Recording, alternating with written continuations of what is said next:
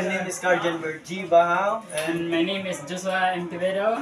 I'm here in front of you to explain the type of tools in. Ito ay multi-tester. so ginagamit po itong tester upang malaman if there is a Voltahe or voltage. Bago ka gumamit ng tester, siguraduhin mo muna pag yung tester ay gumagana. Hindi. So hindi gumagana, so set mo muna natin ng times 2. So ito yung gumagana na. Safety hat. Nagamit ko to upang maprotektahan yung ulo mo. Utility box. Ito ay ginagamit upang lagyan ng switch or outlet.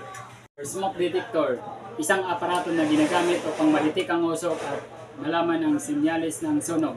Nagamit ko ng pagputol ng wire o magbalat ng wire. Drain.